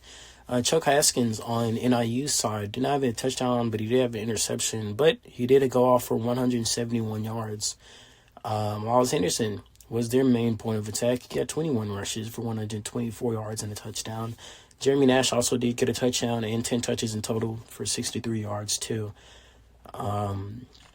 A.J. Ford, really good wide receiver that NIU has, backed up by Tim Johnson and Jasper Gill and Edwin Mitchell, all in the 50s as well. Then you have Orty Dunbach. Their wide receiver room, pretty decent, very decent actually. And Ford went off for 6 catches, 36 yards, no touchdowns thrown this entire game. The 2 that actually did have touchdowns for them were Henderson and Nash. Nobody else did have an offensive touchdown this time around, but you did have the defense showing up for NIU, which I believe is what they're going to probably be gauging on in this game against Georgia State. Home field territory and their defense showing up. Jason Gresham in this sim I was doing, he had 15 tackles, and their linebackers are very decent. The top 3 that they have out of their 4 are linebackers that you would love to have on your roster, just because they fill in the void, they fill in the space. If you're an upper echelon team that's higher in the world of NZCFL, you're looking at linebackers like these, you're looking at defensive linemen like these to kind of fill up and make yourself not only look better, but play better, just depending on who the Sims put where for each play. And then if you're looking on the lower level side, you want safeties such as these, you want linebackers such as these. However, the clear weak point when it comes to defense for NIU is their secondary as far as the cornerbacks go. Just hopefully they, can work around that as far as the season goes on. But they're probably going to give up some big wide receiver plays just because of that. Just because sometimes they're speedy wide receivers, which everybody seems to have, can outpace those cornerbacks. And if they're not like 40s, high 50s, there's much to lose there. So, I do give this one a 50-50. It also can go to Georgia State. Not saying that because of any bias or whatever, but the Sims I did, Georgia State just having the spread on the competition sheet. Georgia State just having the spread. I did want to give this to Georgia State, but like I'm saying, my heart is at 50-50. This is a game that could go either way. Don't be surprised if NIU comes out and leaves GSU 0-1 to start the season. Don't be surprised if GSU comes out and leaves NIU 0-1 in the season. A team that should be 0-1 in the season, even if they start out at home, Georgia Tech. It's just, there's not much to say here when they're going against teams like TCU. TCU, I do give the win here. They have a 20-point spread, and for good reason. Georgia Tech just needs help, man. They just need help. They don't have a single quarterback on the roster. And even then, their kicker, let me look at their depth chart again. I believe it's their wide receiver, Ryan Keller, who's going to be starting for quarterback at them. Okay. He has 1 throw accuracy and 17 throw power and 28 throw vision. Yet, he was their starter when all the lineups there. So, it's just not looking good. It's not looking good whatsoever for Georgia Tech. And is there a possibility they go winless this year? Probably. I mean, they're probably better than Utah. But they do have a tough schedule to do. A loss against TCU, probably a loss against Kansas. They have Georgia to face and Miami, both of which, even though Miami is a little bit closer to them in conference opponent, that's probably the battle for who cannot be last in the ACC. They don't have much to do. And then four longer game against Army. So, Army, Wake Forest, GSU being their last non-conference game. It doesn't look too good for Georgia Tech. And as far as that goes, maybe somebody can come in and switch that up for the Yellow Jackets. But as far as it's looking, they're not going to win against TCU, and they're probably not going to win against a lot of teams that they play. So I'd say probably the ceiling for them is 2 or 3 wins. The floor is definitely winless, and they're probably going to be winless after week number 1 against TCU. This next game, the Harvard Crimson go into James Madison, and they face the Dukes at home. The Dukes do have a 2-point spread. However, I believe Harvard is going to do this and win. Out of all the sims I did, they only lost to James Madison twice, and both of those 2 times weren't really convincing. They do have quarterback Cam Reynolds, who 41 overall only, but he did put up 3 touchdowns and an interception in this sim. Their running back core kind of put up a lot. Ben Clapp, 22 rushes for 137 yards. However, the running touchdown that they had came from Ronnie Leonard. Both of those 2 should split a lot of the carries against James Madison, and both of those 2 should have pretty decent games against James Madison. But you do want to kind of give this up to just the fact that Harvard is kind of more overmatching James Madison. This is a game where Harvard can outplay James Madison. They have better quarterbacks to go up against, better running backs to go up against. Their linebacker core was decent compared to James Madison's. James Madison on the line side, between the linemen, they probably get the win there. But I just don't think they have the assets to beat Harvard. So the Crimson should come out with a sounding victory and just be pretty solid as far as the first couple of weeks of the season goes, especially week number 1. This next team should also do the same. Houston is beating Kansas State. I don't give Kansas State too much of a chance to do this unless something happens, but a first start to the season, no injuries to kind of bank off on, nothing too crazy to kind of bank off on. I do give this one to Houston, as they'll go on and beat. Sorry, I was checking the Discord. I got pinged there. The tournament is actually going on in the middle of me recording this, so shout out to this. Maybe I'll look at it at the end of this, but for all purposes, let's get back to this. Houston is going to beat the Kansas State, and that's just by virtue of Kansas State not really having too much to fight back against. They're solid, but it's like their secondary is just not great whatsoever. As far as the primary defense goes, they have some linebackers at the top. They can get some good tackles. Mo Gross put up 7 tackles. Austin Williams had 8. Jeff Mulaney had 9. But no turnovers to speak of as far as that. And they couldn't keep the ball out of Houston's hands. As their punter punted 6 times. And their kicker, Deion Cuff, he had all 3 of his field goals made. However, you're not going to get it done when you're just getting 3 and outs, especially against a Houston team that can make you pay for anything that you give them. So the Houston Cougars are probably going to come out with a win over Kansas State Wildcats. Next, the Illinois Fighting Illini against the Miami Hurricanes. Miami comes in as the away team. They're probably leaving with the loss, as UI Champaign is probably going to get the win here. They have a 32-point spread, 32.5 spread, and they're probably just going to run all over them. I mean, not only do they have great running backs, but they have a very decent offensive line of 50s and high 40s that'll come down and just open up paths just for Justin Skelton and probably rush through. Tyler Pierre even had 17 rushes himself, and he had a touchdown, 112 yards. Skelton had 24 rushes for 193 yards and 3 touchdowns in this sim that I was doing. And just put it in perspective, I'm not saying this is how it will go in real time, but when your running back has 8 yards per average, I mean, there's not much to stop at that point. Only 10 yards per down, per set of downs. So for you to get 8 right off the bat just by running the ball once, I mean, you're going up and down the field at your own pace. And it's not like they didn't have the offensive weapons there as well. Because Douglas Clemens, he had 6 catches. And Caden Barton had 4 catches. And he had a touchdown as well. They had some very solid offensive production there. And I feel like that's what Illinois will do to overpower Miami. Is just they could do 0 passes the entire game, old school style, 222-0 style. Georgia Tech beating Cumberland. They could do that just back to back, running, and probably still come out with a win. You know, this isn't Center College upsetting Harvard C6HO. This is Illinois beating Miami week number 1. That's what I think will happen. Moving on, Navy beating Indiana week number 1 is what I think will happen. The Navy midshipmen, who are ranked at number 8 in this composite scale right here, going against an Indiana team that just leaves a lot to be desired. Not too great in quarterback or running back play. I mean, their quarterback, Ben Carson, he's pretty decent.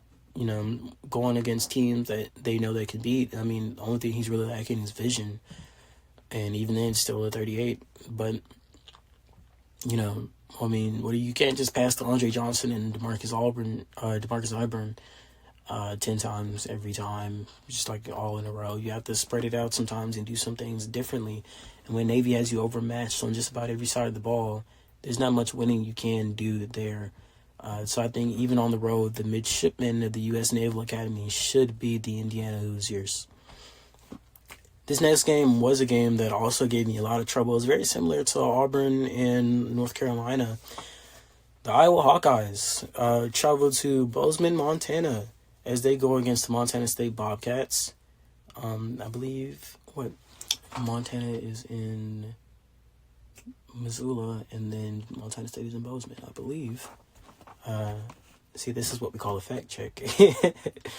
This is what we call a fact check, ladies and gentlemen, as I don't want to be just completely wrong, loud and wrong. It is in Bozeman. I was right. Land-Grant University. Look at that. The Hawkeyes often did have a tough time beating the Bobcats. I looked on their composition sheet. They were pretty close in rankings as I look back on this as well, because this was something I did look at plenty of time, because, you know, I was second guessing myself on whether to give this game to Iowa or not. I did end up giving this game to Iowa. I believe Iowa will win this. However, it'll be a very close win if they do. Overall, between offense, defense, and special teams, and just overall, they were a better team. But when it came down to positions, the position composition, it looked like Montana State had it. And even in this test sim I did, they won one of the games I test simmed on in the main 3. I did a couple more test sims as well, and they were always flipping in between.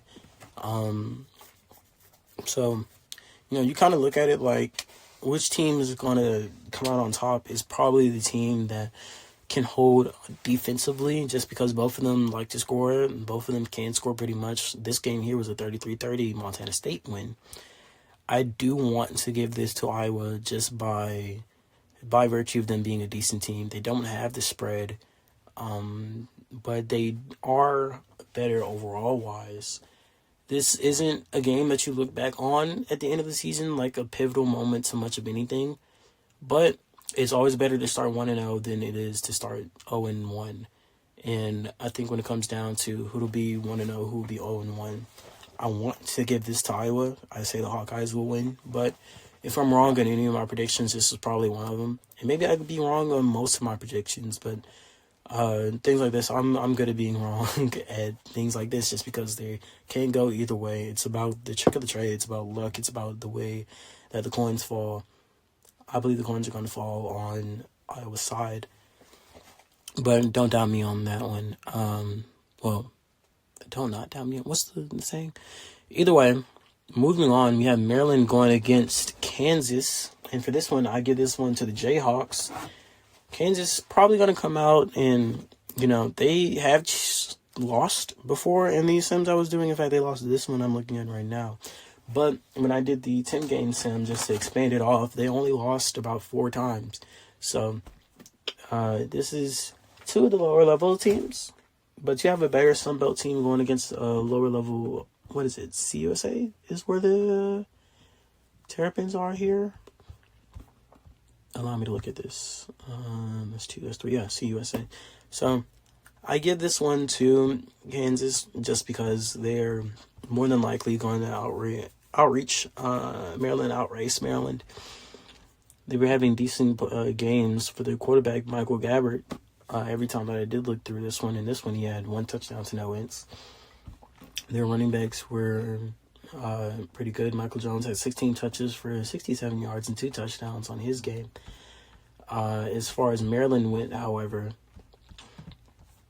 the Terrapins, their defense, they can expect a lot of tackles between Jesse James and Desmond Sherrod, and even Austin Savage can have his fair share. You can expect a lot of pass deflections. Michael Welch, he went off for 3 tackles and 2 pass deflections himself. He's their best cornerback. And even their safety, 9 tackles for Darius Shipley and 7 for Nate Gore. And they only punted 1 time the entire game. So for this one, you can expect it to be tightly contended just because both teams are decently on the same level. I give this one to Kansas just as, they get a little bit of the edge. However, no grace given to the Kentucky Wildcats as they go to South Bend. Big, bad Notre Dame that they have to go against. The Fighting Irish, who are ranked number 11 in this this preseason talent composition rankings as provided by both Coke and Circle's talent composition, they're going to win this one. Bullseye Dart went crazy for 9 pass touchdowns in this sim I'm looking at. And he only had 1 int to boot. Nate Lewis, their number 1 wide receiver, also Demetrius Swinney as well as John Owens, all combined for 22 catches and 5 touchdowns between the 3 of them. This was a 93-17 win. They also had another game where they won like 78-24, I want to say. So Kentucky is probably going to score a football score. Notre Dame is probably going to score a winning football score, if that makes sense. You don't lose a game scoring in the 90s. You don't lose a game scoring in the 70s. You don't lose a game scoring very, very high numbers. Notre Dame is probably not going to lose this game. And this is one they can't afford to lose either because, they have to be at the top when it comes down to ACC play. They have to be at the top when it comes down to the entire world if they want to be in that playoff and if they want to win a national championship, which is what they're competing to do. So they don't have room to lose to teams like Kentucky, and I don't think they're going to lose to a team like Kentucky.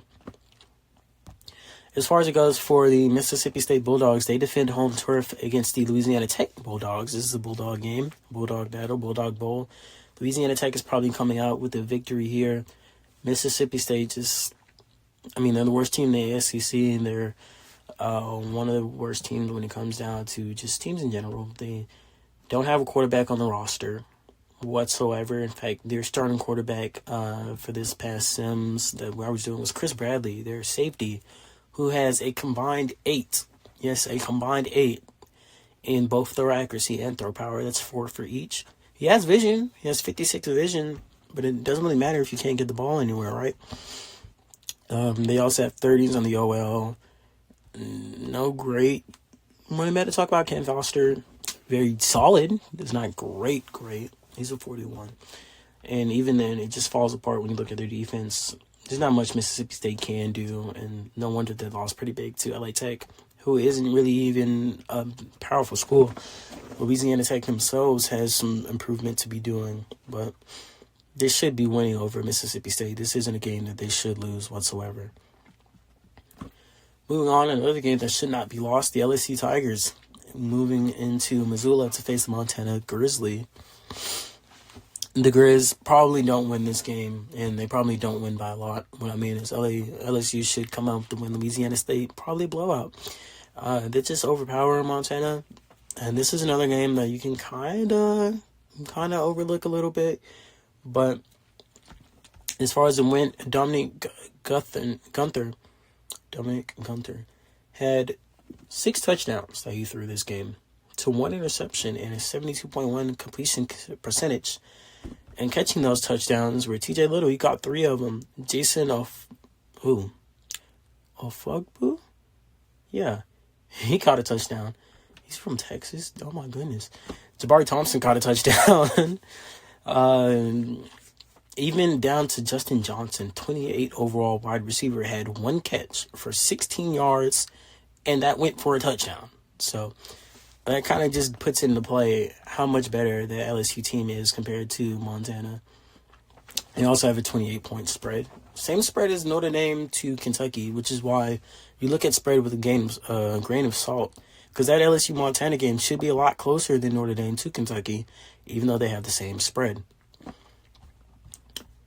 Speaking of spread, 17.5 spread is the Wake Forest Demon Deacons as they defend home Winston-Salem against the Marshall Thundering Herd. I give this one to Wake Forest. Wake just looked like a better team on paper. They looked like a better team on the composite sheet. I did a couple sims between them and Marshall, and they won like just about every one of them. So, pretty run-of-the-mill. This should be a good game to watch if you're a Wake Forest fan. It should give you a lot of opportunity to see what your team is working on. And as far as Marshall goes, it should give you not really much of anything besides loss. I mean, it'll say when you're facing opponents who are better than some opponents, it'll see how well you can do against them. This time I was looking at, it was 34-21, Wake Forest getting the win. But even still, if you can't hang 21 on them and kind of, keep it somewhat close all the way up until the end where you're probably giving up garbage time touchdowns, maybe you're doing decent in the Sun Belt. When those teams that you're facing on average are probably not too much better, just not too much in general compared to Wake Forest. So that's not to downplay the Sun Belt whatsoever. I still think a conference is a conference. But yeah, as far as Marshall goes, when you're facing people like Wake Forest, who arguably would probably be in contention with the conference leaders in Troy for a conference championship if they were in the Sun Belt, this is probably a good gauger on what you'll face when you're facing against Sun Belt teams. Next, another game that had the potential to be pretty good to watch. The Tennessee Volunteers against the Oregon Ducks. Oregon travels all the way to Knoxville, and they got their DuckTales handed to them in this sim I was doing. And a couple of other games I played against, Tennessee was just a better team overall. This was a game I didn't think too much on. They had the spread. They looked better on the comparison sheet. Tennessee it seemed like they could do no wrong against Oregon. And that even faced up when they came out and got the win. After that, you have ranked number 13 Michigan State going to Memphis to face the Tigers. And I considered putting this on the game to avoid just because Michigan State, obviously they're going to beat Memphis. They had the 28-point spread. It's something about 28s, right? They have a 28-point spread, and even this game, they won 65-3. They're not giving them much of anything. Coke, if there's any game that you're going to win, this is this one. probably don't even need to prepare too much for that. I'd say look forward to the games that you really have to struggle against, because Memphis is not a team that you struggle against whatsoever. I don't think the Tigers can win this one, and there's really not much on either side you can't get from this besides, hey, this one makes your win-loss record look a little bit better at the end of the season. So next, two unranked teams who are actually in the game day voting was Stanford, the Cardinal, going at Minnesota, the Golden Gophers. Now for this one, hear me out, guys. Let me pull up my sheet again. Pull up my notes that I had for week number 1. I gave this one to Minnesota. Yep, I gave this one to Minnesota. And it wasn't a clear give because both of these two teams, Minnesota only has a 0.5 spread. Stanford is only 9 points overall ahead of them. But as we know, the TR really doesn't mean too much in game. Even out of game, I looked at their team composition. I did sim after sim after sim, and they candy striped. They went one win for one win, one win for one win. I think I did more sense for them than just about any other teams, just because it was so tightly contended. I see why this is a game day, and it didn't. Well, as a part of game day, it was a game to watch. It didn't really look too much like a clear winner on either side. And I don't think there will be too much of a clear winner on either side. I think this is like a GSU, NIU. It's 50-50. I do want to lean towards Minnesota just because when they won big. This win right here was a 44-7 win against Minnesota. However, when Stanford won, not only did they keep it close, they came through when it mattered the most. And on average, they didn't win a little bit more in a row. I'm not sure if that means anything. But when it comes to the regular sim, this is why test sims are very important, but also very loose to base your whole reasoning on. I could do 10 test sims in a row, and a team could win 3 in a row, 4 in a row, 5 in a row. But here's the thing, when it comes to the actual sim, you're only facing this team once per season. And this is the only time that this sim matters, because next year's team looks different from this year's team. This year's team looks different from last year's team.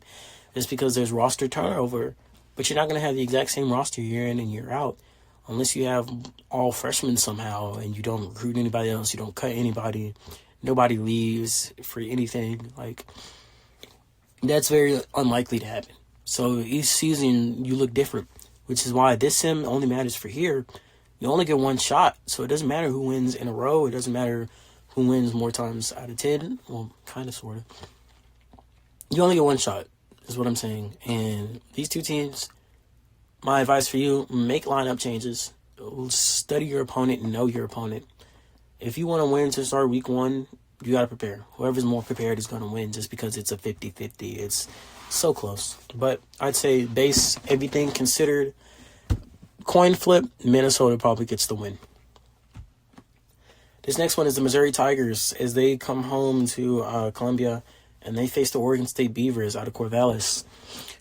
Missouri has a 22-point spread. I looked on their composition. I gave this one to them right off the bat just because throughout the sims I did, they were winning all and they were winning by a large margin. And they kind of look better. No longer talking about Missouri. Remember that was a thing? It's not a thing no more. They're actually in the Big Ten. But the USU has Graham Jeter with the G. He threw a touchdown. He also threw an interception, but 440 yards and a touchdown kind of overweighs that when you won by 30-something points. And even had Desmond been in the back. So if Graham's having a bad game, Gigi's having a bad game, you have DB in the back, and he can just pick up where he left off. Both pretty solid quarterbacks who are more likely not going to be here. Actually, their quarterback room is probably going to be looking a lot worse next year. It depends. Because I think Early has on stay. However, there's a chance. If anything happens, they're looking a lot worse than that next year. So there's every time to recruit quarterbacks in Missouri. Now it's the time. The wide receivers also had very good games. A lot of catches. In fact, all the wide receivers had a stat, including George Gaskins, who kicked a field goal for them and made it. All the way down. 36 overall wide receiver made a field goal in this game. So if you have wide receivers making field goals, you're probably having a great game. You're probably winning the game. I give this one to Missouri over Oregon State. Next, Nebraska and North Dakota State. I give this one to Nebraska. I believe that they can beat the Bison by a lot. The Cornhuskers, one of those teams that in Circle's thing, they're ranked. In Circle's composite sheet, they were looking pretty good. Everybody's saying Nebraska hype train this, Nebraska hype train that, but it's hard to argue. At the very moment, they're a solid team. So even if you don't think they're going to be one of the best in the nation, if you think they're a little bit overrated, you can't deny that they're still pretty good. Just like Georgia last year, they were still pretty decent, and they're still pretty good now, even though they had an off year, even though they didn't compete to the best like they think they should have. But they didn't lose to teams like North Dakota State, and I don't believe Nebraska is going to lose to North Dakota State either. This being a home game and all, I believe with the spread, with their team being as complete as it is, with them being ranked even, I believe they're going to show why they should probably be ranked against NDSU. But as far as people, the general thinking for Nebraska is, I believe these games against NDSU don't matter too much. The games that do matter are the conference games. The games that do matter for Nebraska are the Texas Techs, the Iowa States, the Colorados at the end of their season, the Texases. I'm not sure too many people are looking at them in this game, but they should come out with a win if they do everything that they're supposed to do either way. I don't even think I would put them on upset watch necessarily either. Speaking of Texas Tech, they're going against Nevada, the Wolfpack. They're the road team, but they do have a 37-point spread, and I believe they're going to, not cover, but I believe they're going to play to that effect. The Red Raiders should put up a win against the Wolfpack. As I put on this sheet right here, yeah, they should put up a win against the Wolfpack. I have them winning. I have quite a couple of Texas teams winning. We already talked about Baylor so far and TCU so far. I'll be talking about Texas and North Texas again too. This Texas Tech team should come out with the win, however. As I look now, I did auto their lineups. Joshua Shine was starting over Arnold Howard, and he put up 2 touchdowns and 2 interceptions. Maybe they have Howard starting, and maybe he does a little bit better. Comparing the two, he does look a little bit better. So maybe even with Howard starting. But even with Shine starting, they still did pretty decent in each of the Sims, and still got the win over Nevada in each of the Sims. I don't think it's any more difference than if Howard was starting, because now you're just making your team a little bit better. And if you're already winning before and you're a little bit better now, you're still winning, that's probably a good sign for you. TCU probably starts off 1-0 to start the season after week number 1. Moving on, Wisconsin. On the road, going down to Denton to face North Texas. Ladies and gentlemen, I feel like I've said North Texas more than somebody probably should say North Texas. But there's a reason I'm saying North Texas again, because I think they can win week number 1. I said it before, Wisconsin was on upset watch. This is a game to watch. I put down UNT for the win right here. I believe UNT is a little bit more prepared. I've seen them make changes. I've seen them study their opponent. I think that's really good for them. And they have a chip on their shoulders. They have a blue icy chip on their shoulders. Just because you have to win every game. When it comes to being in the conference with Rice, when it comes to going against Rice, you have to win every game. It looks a lot better for you if you lose to Rice but win every other game, and then Rice loses 2 games or 3 games, And even then, that's a hard challenge because Rice is playing better than their schedule. So North Texas has to win every game, and I believe they can win against Wisconsin. It was very close in a lot of the Sims I did. However, save for if Wisconsin does any lineup changes, as far as my Sims went, North Texas was winning pretty decently. And like I said, I did over 100 games between these two before and after lineup changes from North Texas. So bear with me here. If Wisconsin does win by a lot, probably something changed. But North Texas probably has my pick. I would say this is a 50-50 as well. And it's not a natural 50-50. It's can Wisconsin prepare as hard as North Texas is preparing 50-50. Next, we have Yale, the Bulldogs, going into Chicago, Illinois, Evanston to be exact, if I remember correctly, to face the Northwestern Wildcats. They do claim Chicago, but I'm pretty sure it's Evanston still. Northwestern should come out with the win, though. I don't think that's a surprise to many. When you're that much better than Yale, Northwestern actually ranked number 15 in this ranking right here for the preseason. And they have Gabriel Habib Jr., who had a very good game. 529 passing yards and 7 touchdowns with a 151.1 QB rating. And he threw touchdowns to a combined 4 different receivers as well. That's 6 there. And then I believe one of his running backs had a touchdown caught as well, too, because there's one missing right here. They don't have a single tight end on the roster, but I don't think that really matters too much. Just because they have the good wide receivers to go by that, and even then their offensive line is pretty good at blocking as well, and they have the depth to put one of those O-lines at tight end just for the blocking sake, or put a wide receiver at tight end just if we want another catcher on the field. Their defense was very solid too, despite only having one linebacker. He's a 60 overall, and he had 10 tackles. That's how like a good guy. And they also have Daryl Newsome and Terry Fulton at the top of that defensive line, along with Derek Jackson and Brandon Hurdle, 50s and 148. But, they can split some time with other people down on the roster as well, because they do have a lot of 40s, and they have an abundance of defensive linemen, let that be known. They have an abundance of cornerbacks, and they're all pretty solid, let that be known.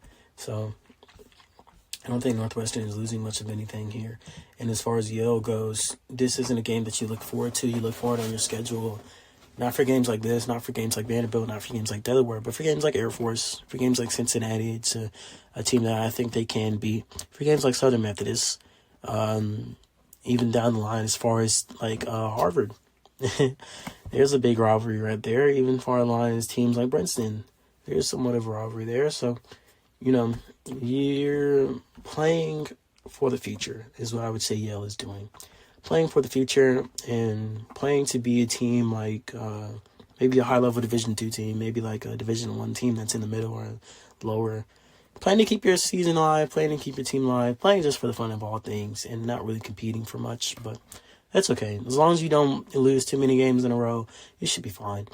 Going 0-1 to start here against Northwestern, I mean, there's a lot of teams that go 0-1 to start against Northwestern, so you should be okay. Moving on down, another toss-up game. But this one, surprisingly, I give this one to South Dakota. I give this one to Oklahoma. Despite the fact that South Dakota State was winning more of the games, is what I'm trying to say. I do say 50-50 because all the games that they did win were kind of close. They won 5 games by 7 points or less. That I actually wrote down here. I'm pretty sure that was during my 10 games in with them. The Sooners, however, they're home. They have the spread. They're a little bit better on paper. I looked at, as I'll bring it back up, the comparison between Oklahoma and South Dakota State. 1 second, ladies and gentlemen. Okay, the comparison between Oklahoma and South Dakota State. Oklahoma was better in a lot of things. Overall, they were better. They had a better offense. They split the team comparison because they had slightly worse defense, worse special teams. The in-game rankings and composite had them better. They were better in most of everything except quarterback, DB, kicker, punter. But overall, I say Oklahoma has a high chance of winning this. But if they do, it's going to be a very close, tightly contested game. Maybe you can add that to a game to watch, if you just want to have a little bit of fun with the stats and looking around and whatnot. You can't really expect both these two teams to do much of a lot outside of playing teams of their caliber. These are both two teams of similar caliber. I do think Oklahoma is kind of maybe a step ahead, but that's to be seen as far as week 1 goes. They'll definitely fare better than their in-state counterpart rivals. Oklahoma State at home in Stillwater, going against the Washington State Cougars out of Pullman. Washington State has a 23.5 spread. I believe the Cougars can come in and win this one. They won big in this test I did, and in the other test I did, they won handily still. I gave this one to Washington State. However, let's look at this roster that they have right here. A big reason why. Thomas Schroeder, 5 touchdowns there, because they have Chris Smith, an 83 overall wide receiver, backed up by 3 other 60s. When I tell you that this is probably one of the better wide receiver rooms in the nation, you can best believe it is. Maybe behind UNT and Michigan, just a step behind, just because they don't have too much of an increased depth, just because they have a lot of wide receivers, and when it goes to the bottom, you're kind of like still. But still, even the bottom half of their roster is rosters that you would see from teams that are middle of the pack. That, they would love to have some depth like this on their backup side. And even the defensive scene is pretty decent. So Washington State, you can expect them to have a pretty good year for themselves as well, even if they're not one of the top teams. This looks like a bowl win. This looks like 8 or 9 games won. This looks like pretty solid, especially when you're going against teams like Oklahoma State, who you can't beat by a lot, who they did beat by a lot, and a lot of the times I did. I give this one to Wazoo. The Cougars are probably going to come out with the win. Speaking of wins, Mississippi should come in to Hattiesburg and get a win. They're actually on the away team now against Southern Miss, the Golden Eagles. Southern Mississippi just doesn't have it. They don't have it against Mississippi, and I believe the Rebels are going to come in and win big as well. I put them on here. Let me see. Yeah. Okay. I put them on here to beat Southern Mississippi. By a pretty decent margin as well. Looking at the game stats, Mississippi just outplayed them in everything. They had less penalties for less yards. They had more running yards. They had way more passing yards. That passing attack is probably going to come in very handy when it comes to the Golden Eagles secondary. I don't think there should be much of competition. This is probably another game that you can't skip watching just because it's SEC beating down on Sunbelt. Is what it really comes down to. Next, we have Toledo, the Rockets, going against the Penn State Nittany Lions. I guess one to Pennsylvania State. Penn State should do very well for themselves on this one. They won a couple of the games I did, but it shouldn't be too much of a blowout. It'll actually be more tightly contested than anything, because Toledo actually did win a couple of games, and this time they won 21-17. The other 2 games I know for a fact they lost. They were 2-3, as I had written down here. This beyond that, not too much to say, except for the fact that Penn State hopefully can relook to recapture some of that good play that they had last season. They had a winning record last season, 7-6, but even then, I do give this one to Penn State. They'll probably open them 1-0 and probably look to do better than what they did last season for sure. It comes down to a lot. On the other side, Pitt probably doesn't have the best chance against Washington. Now, this game didn't go into overtime. They should be 2 teams not necessarily closely competitive. In the Sims, they were closely competitive, but I do give this one to Washington. I just think pound for pound, they have a little bit of an edge over Pitt. And this is funny how they have the things, but look like most of the games were played and went from state to state. However, the Huskies in Seattle with a spread of 18.5, and overall they looked better than Pitt when I looked at them. Their quarterback had 3 touchdowns in it, and their running backs did pretty good. Corey Ngata, he had 15 rushes for 53 yards and a touchdown.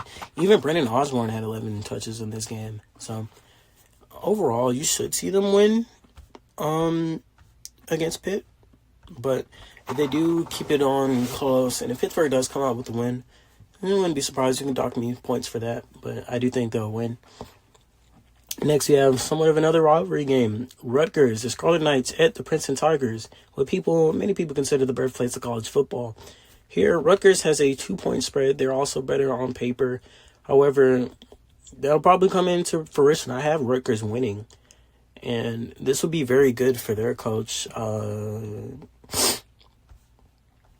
sorry. Give me 1 second. This would be probably good for Coach Max, I believe. Let me look at that. Yes, Coach Max. Brand new coach in, undefeated, and he's looking to play his very first ever game, and it's a rivalry game, so this means a little bit more. I give this one to Rutgers, and hopefully this one will be something to remember. You know, you always remember your first win. For me, my first win didn't come for a very long time. Just near the end of my season, you know, I knew we didn't have much to go. I'll go on. I was actually surprised when it happened. But for Rutgers, they shouldn't have to wait long. Looking at it, both of these two teams have a lot to work on. However, you have a team that just not got a coach. It's probably their first coach in a long time, if I remember correctly, and probably their best coach in a long time, if I remember correctly. And you're going against Princeton, who more or less looks like they have a lot to work on for sure. They do have some pretty decent offensive linemen at the top. They do have good wide receivers that look like they can grow a little bit more, even though they're losing a lot on that.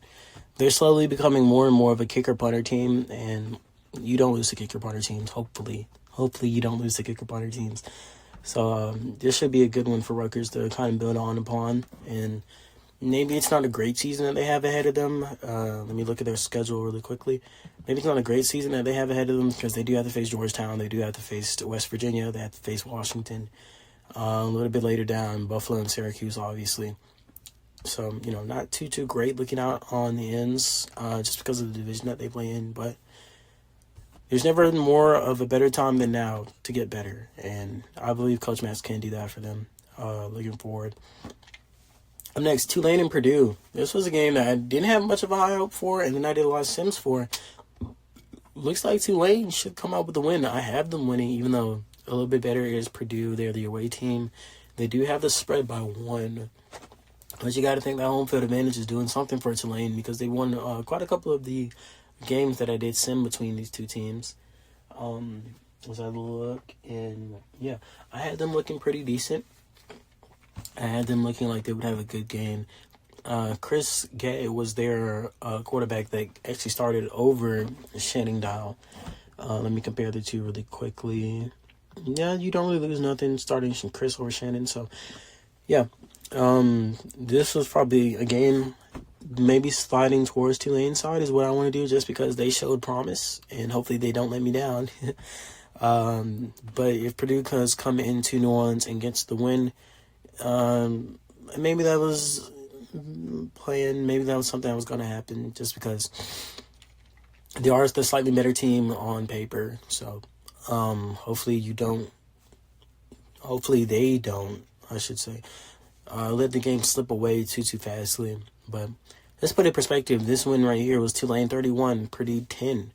So if that happens again and that wins him, like I said, the test sims only mean so much. They only get you so far. Purdue can shake off everything and just get the win outright. Tulane could probably come in with some cracks, some game plan, some fire behind their eyes and get the win. This next game was Rice, ranked number 7 in this poll right here, going against Utah. And like I said before, this is not a game to watch if you want something competitive. If you want, there's a reason why it's not on game day, and it's just because Rice is coming out with the win, no doubt about it. They're going to start their season off, their 2061 season off 1-0, whereas Utah probably, if any team could go undefeated, or winless, I should say, defeated, I should say. Look towards Utah, look towards the Utah States of the world, look towards the Georgia Techs of the world, the San Jose States of the world, maybe. San Jose is the away team against Syracuse. That's another game. That's actually our next game up. And again, Syracuse is going to win that one. Our next game up between UNLV and Texas. I have Texas winning that one. Our next game up between Utah State and Texas A&M. Aggie Bowl. 2 Aggies going against each other. I have Texas A&M winning that one. The reason why I sped through those past couple is because they're all pretty much, I could say, the same for all 4 of these games. Utah Rice, SJSU, Syracuse, UNLV, Texas, and Utah State, Texas A&M. It's just early season, better teams going against lower teams, starting off 1-0, and hopefully riding that momentum as far as it goes to make their win column look better. And there's nothing wrong with that. It's just these are lower teams that really don't have much to say, and somebody has to play them. Somebody has to get a win over them, and this will be it. maybe you dock that team for that, just for the strength of schedule, strength of the record that they play. But you really can't blame them. You only have so many teams that you can face, and when so many games are tightly contested and close, you have to have blowouts each and every week. These are teams that are going to blow out their opponent. Another team that can blow out their opponent, the Troy Trojans, who I have beating the Wyoming Cowboys. Wyoming, a little bit unremarkable, if we're being honest. They're not the lowest of the lows, and they're far from the higher highs. What more can you say? This is a football team. This is a college football team. Their roster is comprised with everything that you would want it to be. They're just not great like how you would want it to be. They do have standout players like Sean Dunn, like Jack Bryant, and then over on their offensive side, John Kasim was their best running back, is one of their best players, even on the team, actually. And that's testimony that he had 24 rushes for 149 yards. No touchdowns, really. I mean, one touchdown thrown that was caught by Grant Pope, 6-yard touchdown. That was caught by Grant Pope. However, you only had 10 points total. Touchdown and a field goal and an extra point. So, the Troy Trojans should come out and win. And even still, they're still looking like the strongest team in the Sun Belt. So, winning against the Wyomings of the world does play good favor for them. But let's be honest, there's only a couple games that you really want to look forward to on the Troy schedule. Those being like App State, those being like out of conference. Well, actually, would they be bad against Purdue? No, they can probably beat Purdue. In fact, their out of conference schedule: Purdue, Mississippi State, this Wyoming team, and Arizona. They should probably win 3 to 4 out of conference games. Really, not much of a struggle against any of these out of conference games. Okay, yeah. Troy's probably going to go double-digit wins again. Probably looking like one of the better teams just by virtue of they have an easy schedule. Well, not easy. That's kind of bad to say. They have a schedule that they can beat. And when you're facing teams like Grambling State, like Marshall, like Tulane, Kansas, I guess, even the newcomer UAB shouldn't be too much of a problem for them. That would actually be another in-state opponent. An in-state opponent that they get to play. So, hey, in-state rivalry, maybe? This shouldn't be bad whatsoever for any team.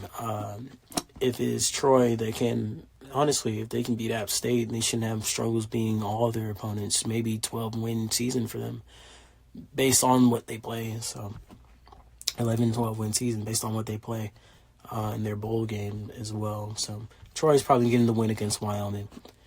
Up next, USC, the University of Southern California. The Trojans at home against Vanderbilt, 20-point spread. Even in this game that they just played right here in the sim, it was 58-3 with USC coming out victorious. They're ranked number 1 for a reason, and I don't think Vanderbilt can pose too much of a threat against them. I think the only teams that they really struggle or should have any semblance of struggle against will be the other best teams in the nation. They should beat Vanderbilt. I give them a good chance of beating Tennessee. Going down their schedule, there's not a lot of teams that they should lose to. Notre Dame's probably going to be their first real challenge. And even then, they should beat other teams like rivals UCLA. And so, not much that you can throw at USC that they're probably not ready for. Dan Fukua should have a pretty good year. Kyle Winston should have a pretty good year. He threw 3 touchdowns himself in that sim game against Vandy. And even on the offensive side, defensive side, the O-line should have a very great year, actually, between those top 2. Probably getting drafted. The CBs should have some decent years this year. Even then, USC is probably going to be like one of the better teams in the nation, let's be honest. So, against Vanderbilt, I have them going 1-0, leaving LA with a win. In our final game, now this is what I said at the beginning. We start with the rivalry, we end with the rivalry. It's the battle for the Black Diamond Trophy. The West Virginia Mountaineers come into Blacksburg, and they go against the Virginia Tech Hokies. I have West Virginia WVU with the victory here. I have West Virginia with the victory here. The Mountaineers have only a 5-point spread. However, in the test sims I did, they won pretty much often everything. 10 games I played. Let me check their record against. 10 games I played, 7 games they won out of that 10 games. And even down to this being a ranked game, even though Virginia Tech was ranked slightly higher, is 22 and 25 is West Virginia. I still think West Virginia gets the win and moves up in the rankings just based off that. And Virginia Tech probably drops out of the rankings, sadly, just because, a loss drops you. Let's be honest, a loss drops you. This should be a very decent game on both sides. However, I do think the Mountaineers can get the win over the Hokies and win that Black Diamond Trophy, win bragging rights for another year. As far as the outlook goes, Virginia Tech, even with the loss here, you shouldn't hang your heads too low. You have App State coming up. That's a game that you can win. You have Louisville coming up. That's a game that you can win. Georgia Tech, you should win against them. Miami, you should win against them. UAB, your final out-of-conference opponent, you should win against them. Only your bottom 3, bottom 4, besides that, middle section where you should get a decent amount of wins, should be, probably losses guaranteed. I mean, Navy, Virginia, we probably don't win against them. Duke, you should have a chance to beat Duke. You do have a chance to beat Duke. It isn't a game that you can't win, So, Virginia Tech, don't hold your heads down too low. Even if you do lose, as I predict, this week, there's still a chance for more. You always have another chance for more. And as far as West Virginia goes, I mean, hey, probably one of the better teams in that strong, scary MAC East. I mean, they can handle business. The Buffaloes and Syracuse might be up against them. There's a chance they'd be NIU. There's a chance they'd be Boston College. Rutgers shouldn't be too much of a problem for them. Even out of conference teams, like, they do have to face Duke now. Those two ACC opponents back in a row. They can struggle against Duke. However, they should win against Virginia Tech. And Fresno State should be a win for them as well. If Western Michigan does what they think they should do and beat them, maybe that's something they have to worry about. Which that would always be funny to me. Western Michigan just out of nowhere, just destroying West Virginia. What were they, like 3-8 against Western Michigan in that one sim I did, 119 sim? So, either way, I still think West Virginia should have a pretty decent year as well. These are two teams that, ranking them 22 and 25 respectively, it's not a crazy thing. Out of the talent competition sheet, they should both end the season at least top 40, top 30. These are two very, very solid teams themselves with pretty solid schedules that they can't rack up a whole bunch of wins against. So, just win or lose, whoever gets it, whoever wins the trophy, whoever wins this rivalry for the year, should be pretty decent on both of them. Should be pretty decent on for the rest of the year. And with that said, that is all our games for this week. That is everything I do have to look on to. Now let me look at this. This is August Anarchy. It was happening while I was recording this. The Delaware Fighting Blue Hens beat the Northwestern Wildcats 14-10 for that August NST trophy. So, hey, for anybody that predicted that, good job on you guys. For all you guys who were into that, congratulations. I got pinged 3 times, which means I believe my prediction of me losing by round 3 or higher was right. Yeah, I lost to Hawaii, and boy, did they smoke us, 41-19. Wow. Either way, that wraps it about up for the podcast.